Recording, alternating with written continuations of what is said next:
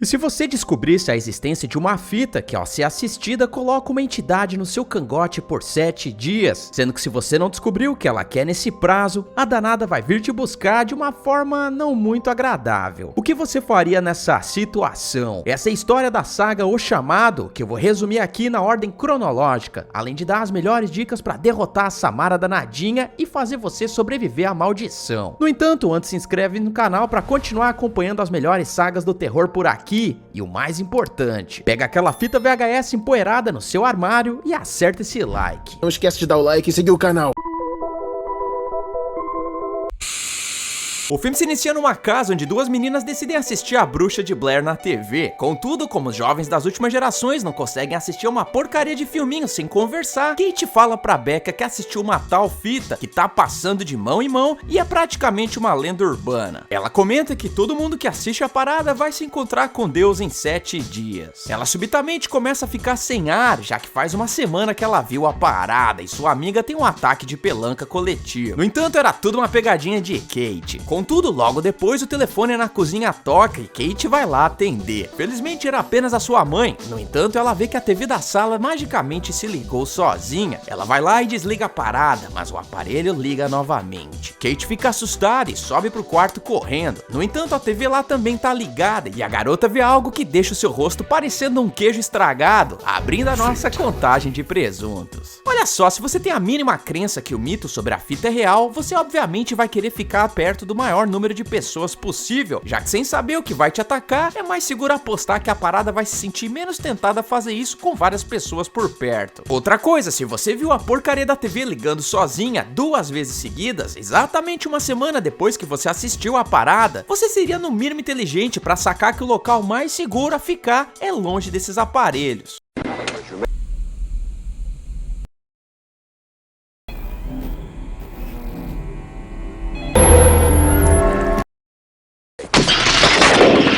Esquece isso, porque alguns dias depois nós conhecemos Rachel. Ela tá atrasada pra buscar o seu filho, chamado Aidan. Que moleque esquisito, meu Deus. É aí que a professora de Aidan troca uma ideia com Rachel, dizendo que ele não tá batendo muito bem das ideias, pois o garotinho tem feito uns desenhos sinistros com a sua prima sendo enterrada. Rachel diz que só o jeito que ele encontrou pra aceitar a passagem de sua prima pro além, que olha só, era a Kate. No entanto, a tia aí diz que o moleque tá desenhando essas capirotagens faz 7 dias, sendo que a prima dele bateu as botas há apenas 3 dias atrás. No dia do enterro, Rachel consola sua prima, mãe de Kate, que implora que a mulher descubra o que realmente aconteceu com a sua filha, já que Rachel era jornalista investigativa. A mãe consolada diz que mostrou os testes da autópsia para 3 cardiologistas diferentes, que disseram que nunca tiveram um paciente saudável que tivesse magicamente um ataque cardíaco sem ter algum histórico da doença. No começo, Rachel não leva a situação muito a sério, até que ela conversa com os amigos de Kate, que dizem que Becca foi pro hospício ao ver a cara da amiga depois do encontro dela com a entidade. Não bastando isso, as outras 3 pessoas que assistiram a fita junto com Kate passaram dessa pra melhor também, ou pior dependendo do seu ponto de vista. Rachel então investiga e vê algumas fotos de Kate e seus amigos tiradas depois que eles assistiram a fita encapetada. O mais bizarro é que as fotos estão com uma aparência desfocada, mais ou menos como se os alienígenas de sinais tivessem substituído na hora do clique. Rachel também descobre que a fita foi assistida num chalé no meio das montanhas, que ela não perde tempo em visitar. Ao chegar lá, a jornalista conversa com o dono da pousada, que revela que a molecada fez uma bagunça danada no chalé, entupindo a privada e tudo. Porém, ele também diz que os capetinhos assistiram a um filme, e é aí que Rachel decide dar uma olhada no catálogo da Blockbuster de Araque, vendo que apenas uma fita tá fora da capinha. A mulher vai pro mesmo chalé onde Kate se hospedou e assiste a parada. Oh, não.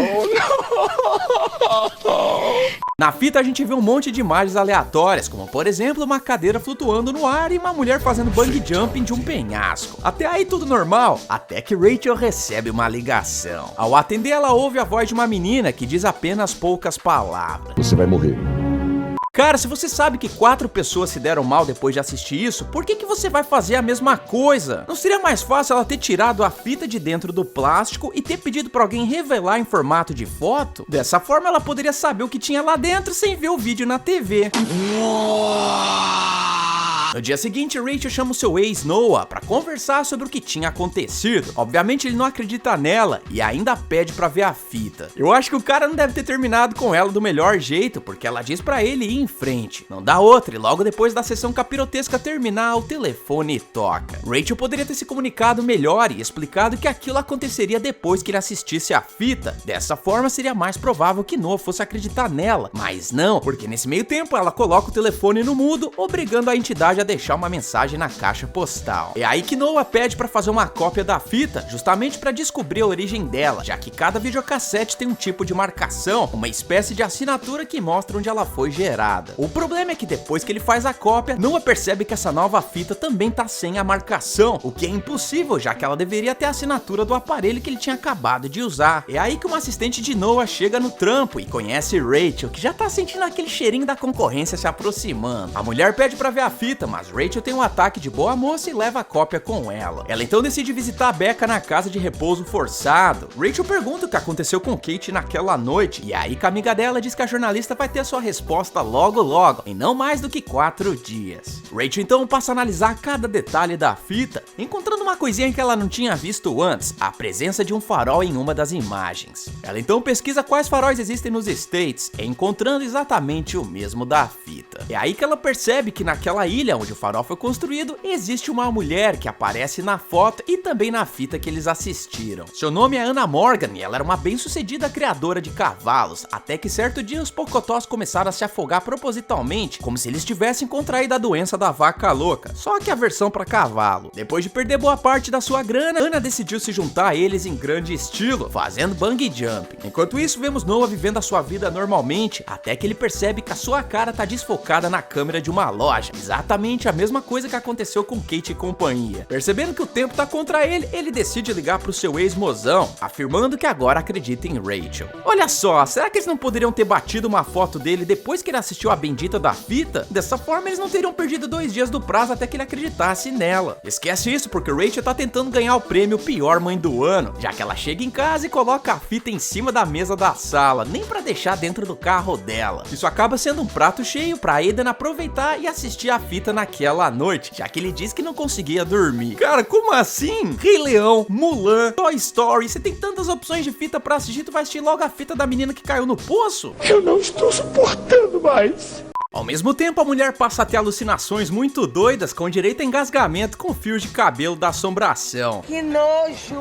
É aí que Noah, Rachel e Aidan começam a trabalhar juntos pra desvendar o tal mistério. A gente descobre que o moleque feio é filho de Noah, que por outro lado rejeitou o filho por acreditar ser novo demais pra essa responsabilidade. Na hora que você tava enfiando o bingolim, você não reclamou não, né? Rachel decide fazer uma excursão na Ilha do Farol, enquanto Noah vai pra instituição psiquiátrica onde Anna foi internada pouco antes de bater as botas. A jornalista tem que pegar uma balsa para atravessar o mar e, se sentindo entediada, decide dar uma folheada no arquivo de Anna. É aí que Rachel descobre que a mulher era casada com um cara chamado Richard, que os dois tiveram uma filha. Depois de fazer a tarefa de casa, ela vai acariciar o Pocotó, que também estava no barco. O problema é que o animal fica apavorado com a presença de Rachel e se solta do estábulo. Mas não argumente com o demônio! Ele então corre adoidado e mergulha no mar, até que ele se lembra que não sabia nadar. Ao chegar na ilha, Rachel se encontra com Richard e pergunta o que aconteceu na sua fazenda. O cara diz que a doença acabou com todos os pocotós e que jamais descobriram a causa disso acontecer. Porém, a jornalista corta o papo furado e manda a braba, mostrando a fita pro vovô. No entanto, o dono do Aras manda ela meter o pé de lá sem dar maiores explicações. É aí que Rachel encontra um desenho feito pelo seu filho, da mesma casa que ela acabou de visitar. Ela fica intrigada e liga pra ele perguntando onde ele tinha visto aquela imagem. É aí que o moleque feio responde que uma garotinha veio falar com ele e mostrou essas imagens pra que ele desenhasse no papel. A jornalista corre contra o tempo, já que ela só tem mais um dia de vida e vai ver a psiquiatra de Anna. A médica abre o bico e diz que os donos do Aras adotaram uma adorável menina chamada Samara. No entanto, a médica não sabia de onde a menina tinha vindo, sendo que Anna só revelou que a mãe biológica da garotinha partiu pro além devido a problemas de saúde. Após a adoção, tudo ia bem com a família Morgan, até que Anna começou a se consultar com a doutora. Ela afirmava que Samara fazia ver coisas horríveis que só apareciam quando ela estava por perto. A psiquiatra então encaminhou mãe e filha para um hospital, longe dali, aquele mesmo lugar que Noah foi investigar. Desde então as coisas melhoraram na ilha, os cavalos pararam de tentar aprender a nadar e até o AC/DC fez um show por lá. É aí que vemos Noah visitando o hospício para onde Samara foi mandada no passado. Lá ele encontra uma pasta sobre a garota e pede pro cara do arquivamento a fita da última sessão que ela teve com os médicos. Só que a cassete não tá mais lá, porque a parada foi levada por Richard.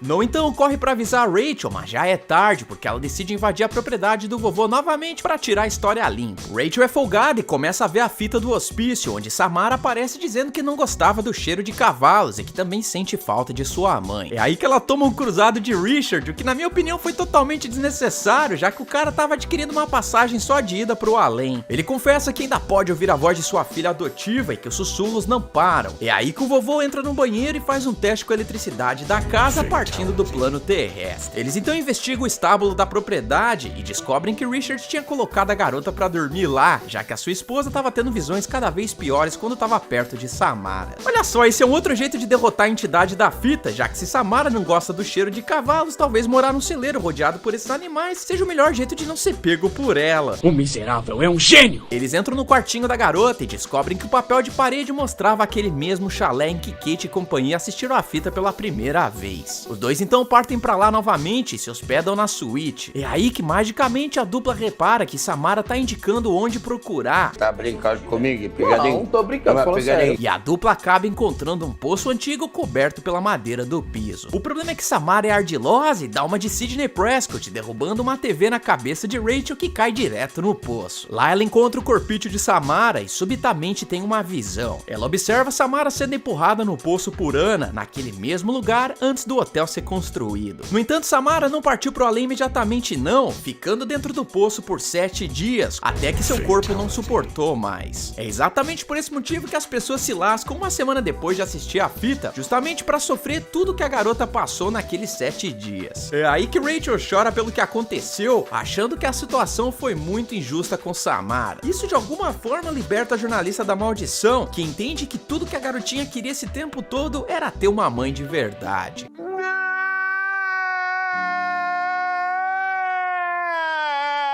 No dia seguinte, Rachel é acordada por Aidan, que pergunta o que aconteceu com a garota. Rachel simplesmente diz que ajudou ela a partir pro outro plano, mas é aí que o moleque tem um ataque de pelanca, dizendo que ela não deveria ter feito isso, já que Samara nunca dorme. Eu não sei que vontade é essa que você tem de fazer merda, eu não vou entender. Rachel sente o cheiro de esterco cavalar no ambiente e se liga que aquele seria o último dia de Noah, caso a maldição não tivesse sido quebrada. Por precaução, ela liga pro cara que tava trabalhando, mas infelizmente a televisão do seu lado também começou a funcionar, mostrando pra ele o mesmo poço onde Samara caiu. O mais bizarro é que ele poderia ter saído do prédio a qualquer hora, mas não, porque o danado se acomoda pra ver o filme e a sua hora chegou, pegando até uma pipoquinha marota. É aí que uma Samara, fora do prazo de validade, sai da TV e parte pra cima de Noah, o finalizando. Rachel corre e finalmente chega no estúdio dele, mas vê que Noah agora será o seu ex permanente. Ela volta pra casa dando piti e destrói a fita original, se perguntando o que Samara quer dela. É aí que a jornalista se liga e vê a cópia que Noah fez debaixo do sofá, percebendo que a maldição de Samara não a pegou porque Rachel passou a mandinga adiante ao criar uma segunda fita que foi assistida por Noah e Aidan. É aí que ela tem uma visão com a garota, continuando a cena do hospício, onde Samara revela não gostar de homens, inclusive admitindo ter vontade de magoar o seu próprio pai, que a botou para dormir com os pocotós. A pior mãe do ano então cria uma segunda cópia para que Aidan possa mostrá-la para outra pessoa, o que infelizmente vai colocar Samara atrás dela. Peraí, se você pode se livrar disso, não seria mais fácil Rachel assistir a fita de novo, esperar até o 6º dia e criar outra cópia pra Aidan assistir? Dessa forma fazendo Samara ficar brincando de cabra cega entre os dois? O filme se inicia na pequena cidade de Astoria, quando conhecemos Jake, um garoto que engana a inocente Emily a fazer o teste no sofá de sua casa. Faz quase 7 dias que o cara assistiu a fita amaldiçoada de Samara, e se a garota não assistir também, ele vai abrir a nossa contagem de presuntos. O garoto implora que ela veja a parada, dizendo que vão poder partir pro Fap logo depois. Madre, no, por favor, eu imploro. Não foi nada pessoal, senhor. Só estava pensando em minha família. Mi madre é doente, mi padre tira nossa comida jogando no lixo.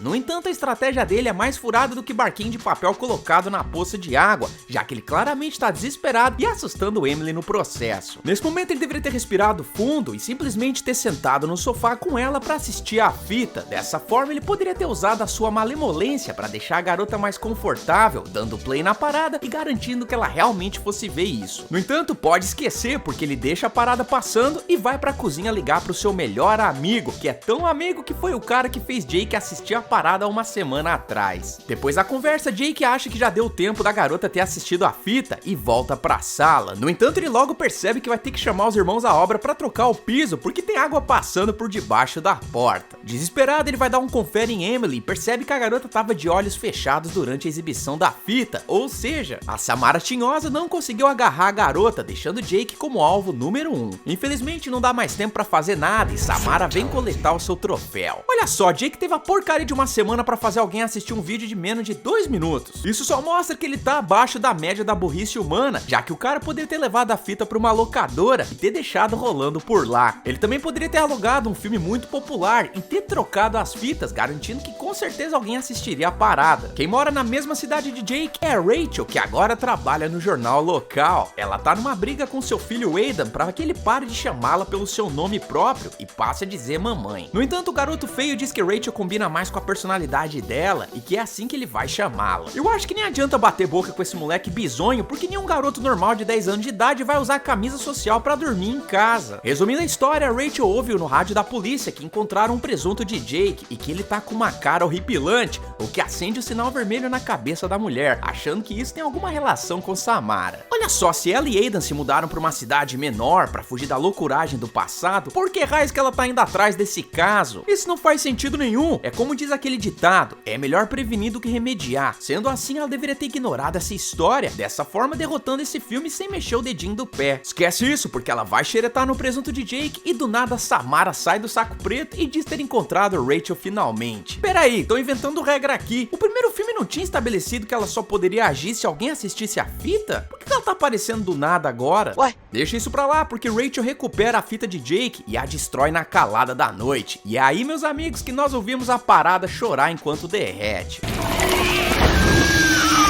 Que viagem é essa, véi? Como forma de vingança, Samara sai do poço pra atazanar Aidan, ligando a TV de sua sala. Como o controle remoto não tá funcionando, ele tem que fazer uma coisa muito sensata: apertar o botão do próprio aparelho. No entanto, o garoto sinistro assiste a capirota saindo do poço. Nesse momento, Aidan teve 31 segundos pra correr pra fora da casa. Sim, eu contei, mas ele não faz absolutamente nada. Ele não destrói a TV, ele não tenta escapar pela janela, não. O moleque simplesmente fica evitando a água cheia de dengue e é puxado pra dentro da TV. Contudo, isso não passava de uma pegadinha, porque Aidan acorda suando frio, achando que isso não passou de um pesadelo. No entanto, o moleque não tá se sentindo normal, é como se algo tivesse querendo entrar dentro dele. Só que infelizmente o cara não comenta isso com a própria mãe, o que me leva a criticar o clássico erro nos filmes de capirotagem: a falta de comunicação. Sempre comente o evento paranormal com seus entes mais próximos, porque isso vai colocar as coisas em ação, na tentativa de encontrar uma solução mais rápido, dessa forma evitando que a entidade fique mais forte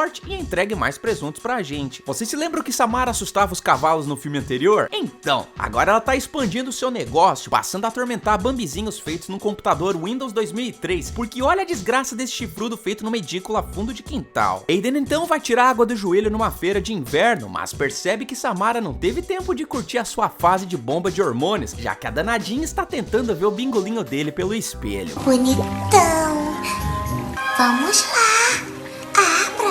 O moleque começa a tirar várias fotos da assombração, no entanto, mais uma vez não comenta nada com Rachel. Depois de brincar de pescaria, eles voltam pra casa, mas param o carro à medida que um bambizão atravessa a estrada. Aidan grita com a mãe ao pedir pra ela não parar o carro, mas é ignorado, o que faz os dois serem atacados por uma manada de chifrudos muito irritados. Mais tarde, Aidan tá apresentando sintomas estranhos, um tipo de hipotermia que tá derrubando a sua temperatura corporal. Isso preocupa Rachel, que fica ainda mais cabreira quando vê o moleque arranhando desenhando lindo papel de parede que ela agora vai ter que trocar. Contudo, ela também se dá conta de que Samara tá envolvida na traquinagem, principalmente quando a parede da casa começa a rachar, o que faz ela pedir ajuda de Max, o seu chefe no jornal. O cara tá mais perdido do que eu escolhendo o vídeo pra próxima semana, mas mesmo assim aceita abrigá-los em sua casa. Rachel deixa Aidan tomando banho pra aumentar o calorzinho no seu rabicó, enquanto ela vai pegar algumas coisas na casa. Lá ela vê algumas fotos de Samara tiradas por Aidan, onde ela tá fazendo uma homenagem à véia de preto em Insidious, à medida que ela se aproxima de seu filho. A ausência de Rachel infelizmente dá a chance pra Samara meter o louco e se trancar com um garoto no banheiro pra desespero de Max. O jornalista fica desesperado com a fatura que ele vai ter que pagar pra trocar o piso e é ajudado por Rachel a entrar no banheiro, onde ela vê Aidan brincando de Aquaman. Rachel tenta tirar o filho da água, mas vê que Samara veio em seu lugar. Como a mulher não quer aceitar a mandinga, ela afoga a garotinha de novo. Aidan então é levado pro hospital em coma, à medida que a sua temperatura continua caindo mais que o Neymar em Copa do Mundo, e nessa hora dá pra ver que Samara deixou marcas de mãos em suas costas. Só que Max acredita serem de Rachel, pensando que ela não trata o moleque muito bem em casa. Só que mano, bastava que a jornalista colocasse a palma das mãos dela e comparasse o tamanho com as de Samara, o que provaria pro cara que ela não tinha feito isso com o próprio filho. No entanto, eu acho que a perícia não era muito inteligente em 2005, já que vemos o conselho tutelar metendo o bedelho no que tá quieto, quando uma psiquiatra canastrona pergunta a Rachel se ela anda tendo delírios com o passado, o que é negado pela jornalista. Rachel também tenta explicar o que tá acontecendo com Aidan pra Max, inclusive mostrando as fotos de Samara tiradas pelo moleque na feira. No entanto, o chefe dela diz que deve ter uma explicação racional pro que tá acontecendo, indicando que Rachel não pode contar com ele afinal. Ela então corre contra o tempo, partindo pra missão, colocando Samara na vala de uma vez por todas, e retorna à fazenda dos Moran, os pais adotivos da adoradora do tinhoso. Lá ela descobre um porão e nele encontra um arquivo com informações sobre a mãe biológica de Samara. Rachel então vai pro convento onde Samara foi parida e pergunta pra tia Santidade o que aconteceu durante aquele tempo. A mulher explica que a mãe de Samara não falava sobre o pai da garota e que também teve uma gestação muito complicada, jurando de pé junto que o feto a fazia ter visões horríveis. Quando nasceu, Samara não chorava, mas assim como o Cascão, as freiras logo descobriram que ela atacava o terror na hora do banho. Percebendo isso, Evelyn, a sua mãe verdadeira, se apressou para dar uma lavagem mortal na garota, porém foi impedida pelas freiras. A mulher dizia que não queria fazer mal a Samara e sim resgatar sua verdadeira filha. No entanto, Evelyn acabou sendo internada no hospital psiquiátrico, enquanto Samara foi adotada pelos adoráveis fazendeiros. Nesse meio tempo, vemos Aidan acordando e recebendo uma visita da psiquiatra xereta, que pergunta se a sua mãe realmente o ama. No entanto, o moleque só quer ir pra casa em paz e pede pra ela parar de amolar a paciência dele. Como o pedido dele é negado e a porrinhação continua, Aidan usa os seus poderes de Charles Xavier dos X-Men, fazendo a mulher se auto-finalizar, o que revela que agora é Samara quem tá por trás do volante. A Samara no comando da situação é vida louca e até mesmo desafia a física de um trem ao andar nos trilhos dele. Enquanto isso, Rachel passa por uma visita rápida a Evelyn, perguntando o que tá acontecendo com seu filho. A mãe de Samara então explica que de alguma forma uma alma penada entrou no feto durante a gestação, dominando o corpo de sua filha. O indício que comprova essa teoria é que Los Muertos nunca dormem, e esse era exatamente o motivo por que Samara também não dormia. Evelyn também diz que o único jeito de derrotar Samara é mandá-la de volta pro além, e que para fazer isso precisa prestar atenção em seu filho, porque ele é o cara das respostas. Quem chega em casa depois de um dia de ralação é Max, que de cara descobre a presença de Aidan na sua sala assistindo o desenho. Como é quarta-feira e dia de Brasileirão, o cara fica pistola e pergunta o que raios o moleque tá fazendo ali, já que ele não teve alta do hospital.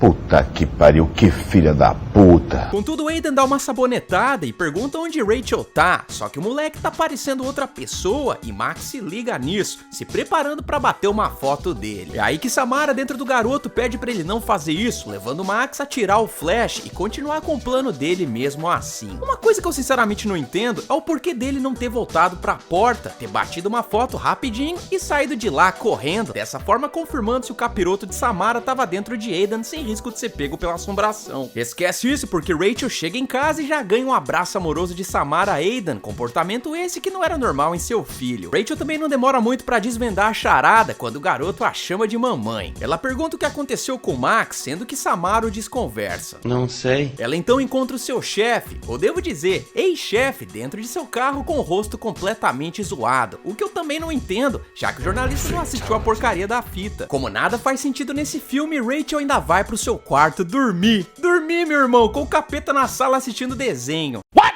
the fuck? É aí que ela tem um sonho com o verdadeiro Aidan, que diz que aquele é o único momento em que Samara não pode ouvi-los, já que los muertos nunca dormem, portanto não sonham também. Ele manda real e diz que ela precisa usar água para expulsar o catiço de seu corpo, o que faz Rachel levantar e batizar o misto quente do Samaro com um remedinho para dormir. Devo admitir que a mulher realmente mandou bem nessa, mas vacilou em não ter amarrado seu filho fake, já que o sonífero obviamente não tem a mesma potência em corpos possuídos pelo catiço do que tem em pessoas normais. Mesmo colocando Samara na banheira, a garota protesta e dá um ataque de pelanca, dificultando muito a vida de Rachel. Porém, a jornalista é zica e persiste no plano, conseguindo resgatar a alma de Aidan. Mãe e filha se reúnem, mas Samara não vai deixar barato e se prepara pro round 2 ao voltar pra sala pela TV. Nesse momento faltou Rachel fazer aquela fezinha, sendo que ela poderia ter pegado água benta na igreja, uma arma poderosa contra pestes do andar de baixo. Dessa forma ela poderia ter colocado uma espécie de canaleta ao redor da TV com essa mesma água, desafiando a menina rebelde a colocar o pezinho sobre o líquido. Assim Rachel obrigaria Samara a ficar dentro do seu quadrado no poço, ou nesse caso redondo mesmo. A jornalista, no entanto, prefere o caminho mais difícil e se entrega a Samara, já que tudo que a garota possessão queria ter nessa vida era uma mãe. Rachel vai pro plano astral de Samara e se vê dentro do poço. Que nojo!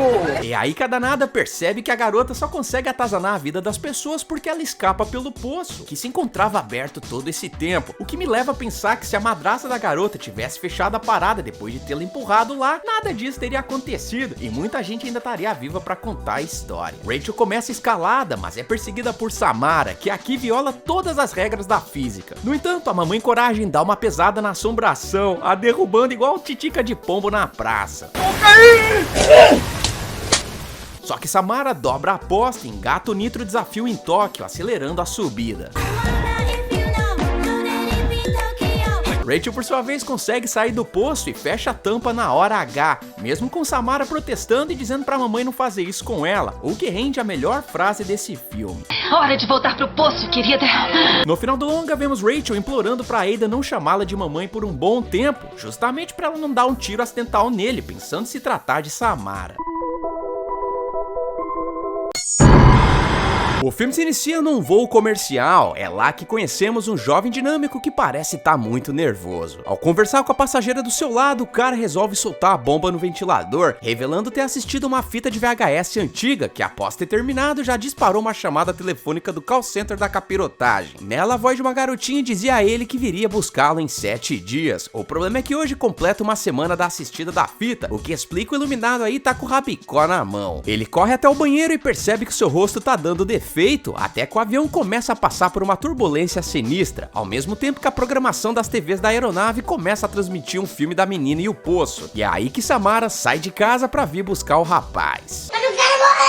Agora o cara tá lascado porque são muitas TVs pra ele quebrar, sem contar que a pressão do lado de fora não vai deixar que ele consiga abrir a porta da aeronave. A única solução que eu vejo aqui é se trancar no banheiro, onde não tem uma TV que Samara possa utilizar pra chegar nele, mas isso é irrelevante, já que a danada nocauteia os dois pilotos e agora o avião vai se espatifar no chão a qualquer momento. Porém, antes disso acontecer, o rapaz dinâmico olha pra cabine e avista a menininha putrificada, sendo finalizado junto com mais 78 pessoas, incluindo os 2 pilotos e 2 comissárias de bordo. Ah, Ed, mas como você sabe desses números? Bom, aparentemente o voo aí tá com todas as cadeiras ocupadas e se trata de uma rota doméstica. Portanto, eles provavelmente estão voando numa aeronave produzida pela Bombardier, cuja capacidade padrão de transporte de passageiros é de 75 assentos mais a tripulação. O filme então dá um pulo de 2 anos e conhecemos uma dupla dinâmica formada por uma aluna universitária chamada Sky e seu professor que tá lhe passando a pistolinha, chamado Gabriel. A propósito, numa vida passada esse cara aí foi o Leonard de Big Bang Theory. Não bastando isso, esse mesmo ator já deu as caras por aqui há muito tempo atrás, quando esse canal era só mato. Vocês podem conferir tudo isso na minha saga Eu Sei O Que Vocês Fizeram no Verão Passado, sendo que o card pra ver os 3 vídeos dessa franquia nada empolgante tá pipocando aí no canto da tela. Os dois estão numa feirinha hippie e encontram um aparelho de VHS que pertencia ao cara lascado no avião. Gabriel obviamente encontra a fita amaldiçoada dentro e a leva pra assistir em casa. A partir desse momento as coisas ficam um pouquinho fora de controle, já que começa a chover pra cima e o ataque ataque das moscas se inicia, o que deixa o professor muito curioso com isso. Que é isso, cara? O que está acontecendo aqui? Sabe do que esse filme não precisava? De um casal de jovens, já que nós também somos apresentados a Julia e Holt. O carinha aí tá partindo pra faculdade, enquanto a sua namorada vai continuar em sua cidadezinha do interior. Os dois combinam de se ver em algumas semanas, mas Holt deve estar muito ocupado em festas de fraternidade, já que ele para de dar notícias pra sua namorada, que fica já sentindo os efeitos da galhada na cabeça. Eu tô com a dor de cabeça que vem aqui de trás, a orelha até a testa. No entanto, certa noite vemos alguém ligando pra Julia durante o seu sono de princesa. Ao atender a chamada, descobrimos que é Sky, perguntando onde Holt tá se escondendo. No entanto, Julia não sabe, dizendo que o cara também parou de se comunicar com ela. Sky então diz que alguém bateu as bolas e que Samara tá chegando quente no cangote deles. Se perguntando se essa tal Samara é a meretriz que ocupou seu lugar na cama de Holt, Julia parte pra faculdade. Ao chegar no dormitório do cara, ela vê que Holt deixou o celular pra trás e parte pra falar com o professor dele, que olha só, é Gabriel. O cara dá umas conversadas, dizendo que o menino reluzente provavelmente conheceu outra dama, contudo Julia não acredita nisso e segue o nerd até um andar secreto, onde ela vê uma espécie de laboratório descoladinho, em que vários jovens dinâmicos se reúnem pra estudar algo sinistro. Lá ela ouve uma discussão entre Gabriel e Sky, que tá dando um ataque de pelanca ao mostrar o seu nome numa TV com uma contagem regressiva de menos de meia hora. O professor tenta acalmá-la, dizendo que vai enviar um substituto pro seu apartamento, o que a deixa possessa. Julia então encurrala a garota sinistra e pergunta sobre Holt, o que faz Sky ter uma ideia, a chamando pra dar um pulinho em seu apartamento, onde ela promete contar tudo que seu namorado tem feito nos últimos tempos. No entanto, tem uma condição: Julia tem que assistir um vídeo de 2 minutinhos se quiser mais informações, o que é aceito por ela. Porém, a garota bondade acaba vendo uma mensagem de Holt aparecendo no celular de Sky, dizendo que trocou de número e perguntando se Gabriel já conseguiu um substituto pra garota. É aí que os dedinhos de Julia já ficam tinindo pra entrar numa DR, dizendo que é ela quem tá no outro lado do telefone, deixando o colírio da Capricho apavorado. Enquanto isso, vemos Sky fazendo a cópia de um arquivo no computador. E sim, os abençoados aí digitalizaram a fita de Samara e, em vez de copiar o VHS, agora estão criando arquivos no PC. O quê? O que Sky deveria ter feito logo quando ela assistiu a parada uma semana antes. Dependendo do tamanho do arquivo, pode demorar um tempinho até criar uma cópia, o que nesse caso é péssimo, pois a garota trevosa aí só tem mais 5 minutos de vida. Ela implora que Julia veja o vídeo, mas fica agressivo o suficiente pra garota se trancar no banheiro, o que me leva a pensar: custava Sky ter sido um pouquinho mais educada na hora de manipular a Julia? Outra coisa, não seria mais simples se Sky pagasse alguém aleatório na rua pra assistir o vídeo? Deixa isso pra lá, porque a garota trevosa agora tem um encontro marcado com Samara Morgan, que começa a sair de seu poço na tela do computador da garota. Sky é rápida e fecha a parada, mas alguém aí me explica por que a Poia não se livrou dessa TV gigante que ela tem no quarto depois que assistiu o vídeo? Pô, cara, Dessa forma, Samara teria menos canais pra se manifestar no nosso mundo, mas deixa pra lá também. Mesmo tirando os cabos e derrubando a TV com a tela virada pro chão, a capirotagem se mostra resiliente à medida que Samara empurra o aparelho pra poder sair e terminar o dia de trabalho. Agora me pergunta, a capirotinha aí precisa obedecer às regras da física do planeta Terra, correto? Sendo assim, Sky poderia ter ficado sentada em cima da TV, impossibilitando que Samara tivesse força pra sair de lá. No entanto, eu acho que é mais interessante ficar lá olhando a doida varrida se erguendo, o que dá mais um presunto pra nossa conta. É aí que algo sinistro acontece, já que Julia percebe que alguém que não é Sky tá tentando entrar no banheiro, o que a deixa com o rabicó totalmente cerrado. Felizmente nada acontece e Julia sai de lá, dando de cara com Holt, que chega no AP em choque. Nós também vemos um aluno aleatório que deveria ter sido o substituto de Sky pra pegar a mandinga de Samara, o que é ótimo pro lado dele, que se atrasou 5 minutos no rolê. Holt então explica pra Julia que ele não tava atendendo as ligações dela, porque queria que ela não soubesse da história de Samara e tentasse salvá-lo. O que pra mim não faz sentido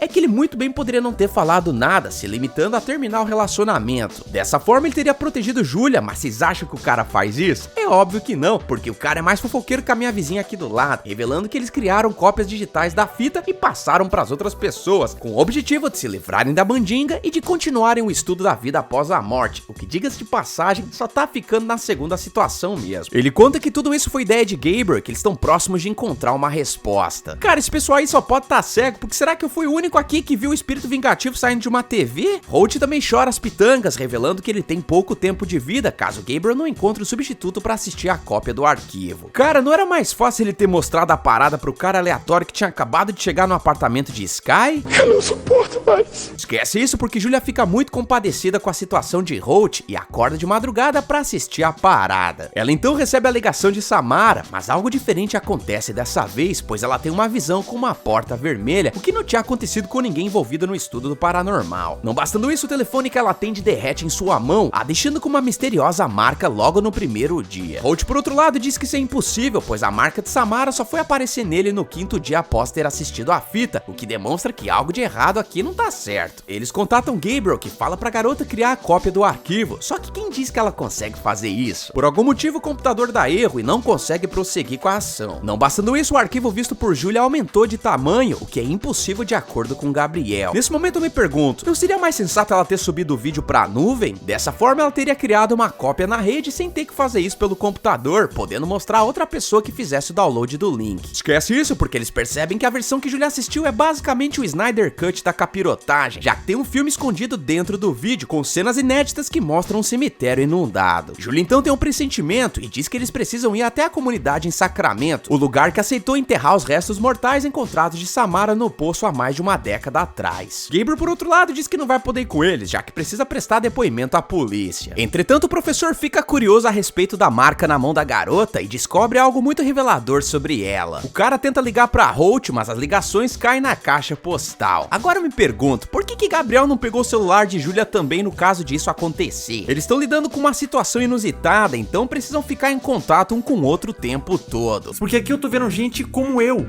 burra. Esquece isso porque os dois pombinhos chegam na pacata cidade. Lá eles descobrem o cemitério onde Samara foi enterrada, porém algo não tá batendo já que alguém tirou o crucifixo de seu túmulo. Eles então resolvem dar uma olhadinha dentro e descobrem que a cova tá vazia. Do nada chega um cara aleatório atrás deles, fazendo um convite forçado pra eles irem na casa de um cara chamado Burke, que em outra realidade paralela foi o antagonista do Demolidor. Como o Karma é um pé no saco, nessa dimensão ele é o cego da vez. O cara revela que a cidade passou por uma enchente depois que o padre da área acolheu e sepultou os restos mortais de Samara, o que explica a visão de Julia de um cemitério alagado. Burke ainda diz que a comunidade se reuniu e decidiu tirar os ossos de lá, colocando a parada no limite da cidade bem longe dos moradores, que acreditavam que o presunto da garota estava amaldiçoado. Foi nessa época que Burke começou a ter visões mostradas por Samara, o que eventualmente o deixou cego. Na sua opinião, isso foi uma dádiva, já que dessa forma ele parou de ver as capirotices causadas pela menina travessa. Julia diz que também tá tendo umas visões doidas, sendo aconselhada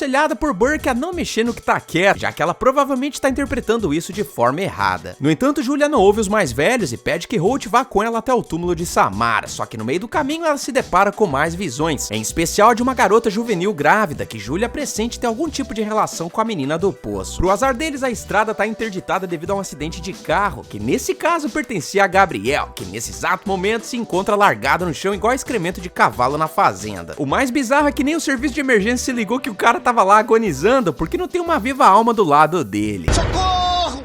Socorro! Julia parte pra missão resgate e percebe que Gabriel tá tentando dizer alguma coisa pra ela, o que a garota não vai descobrir nessa vida, pois um poste de energia convenientemente cai em cima do veículo e entra em contato com a água rolando por perto, fazendo o churrasquinho do professor defenestrador de alunas novinhas. Os dois voltam pra cidade e Holt decide comprar um frango assado, e é aí que ele tromba com a dona da pousada que morava lá desde sempre. Ele usa o seu charminho e convence a véia a revelar a história do passado. A mulher explica que uma garota da igreja chamada Evelyn misteriosamente desapareceu da cidade, e se esse nome é vagamente familiar pra você é porque sim, ela era a mãe de Samara que a gente viu lá no segundo filme. Enquanto isso a gente assiste Julia tendo um ataque de insônia e do nada ela decide ir na igreja da cidade, cujo sino aparecia em sua fita. Ao chegar lá ela percebe que existe um porão na construção e força a entrada pelo local. Lá ela descobre uma prisão, onde Evelyn ficou por 8 meses e meio. Na ocasião ela estava grávida e escolheu o nome Samara para sua filha. Eu tô passada, chocada. Nesse momento, Julia deveria ter ligado pra polícia, já que aquilo se tratava de uma cena do crime e ela não deveria tocar em nada que atrapalhasse a perícia, mas esquece isso, porque ela resolve voltar pra casa de Burke e contar a ele a sua descoberta. A garota pergunta sobre o padre, mas o cara questiona qual é a relevância disso, sabe por quê? Porque esse danado era o próprio homem de bata no passado que raptou Evelyn e a engravidou no porão da igreja. O mais bizarro é que o cara levanta, enrola uma faixa com o símbolo da cruz na frente da garota e ela não tem a capacidade capacidade de adivinhar que ele é o padre danado. Onde é que eu tô? Ela prefere ser dominada por ele até ficar com vontade de quebrar a xícara no danado. Infelizmente, a porta tá trancada e as janelas foram presas com pregos, o que ela descobre ao cortar o seu dedinho. Por algum motivo que eu também não entendo, isso afeta a capacidade dela de andar, já que a Poia fica grudada na parede esperando ser pega, sendo que nessa hora ela poderia usar as cadeiras pra derrubar a Burke, ou até mesmo arremessá-las em direção à janela quebrando o vidro. Mas não, o cara vai pra cima da garota até que Julia finalmente resolve usar o poder da gravidade pra derrubá-la da escada. Ela poderia também ter saído correndo da casa nessa hora, mas não, bora dar uma de Agatha Christie e investigar o local. Ela é então guiada pela Samara até encontrar os ossos dela. Quem chega no rolê também é Holt, que aqui importa tanto quanto um espelho no escuro, já que o rei do crime cego nocauteia. O padre de festa junina vai atrás da Julia e a rende mais uma vez, porém o celular da garota liga magicamente e Samara se prepara para sair do poço e se vingar de seu pai.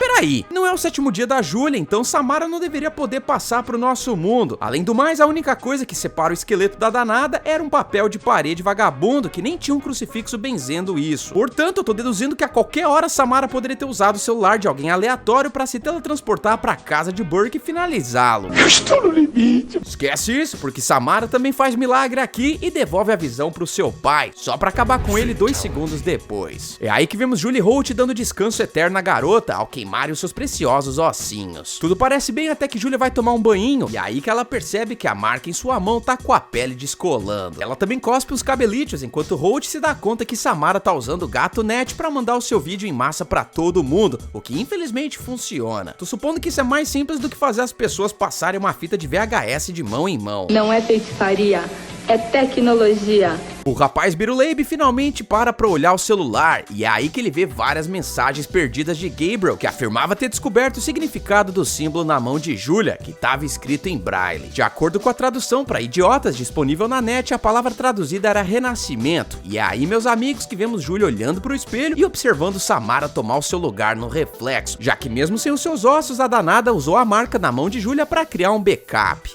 Ei, porcaria, hein? Pessoal, chegamos ao fim de mais uma saga, sendo que eu conto muito com o seu comentário para aumentar o nosso engajamento na plataforma. Portanto, deixa aí a sua nota para cada filme dessa trilogia. Além disso, eu tô deixando mais 2 sagas para vocês assistirem, sendo elas Invocação do Mal e Atividade Paranormal. E vai por mim, os vídeos estão sensacionais. Também não esquece o like, eu espero que vocês tenham gostado, vejo vocês no próximo vídeo e valeu!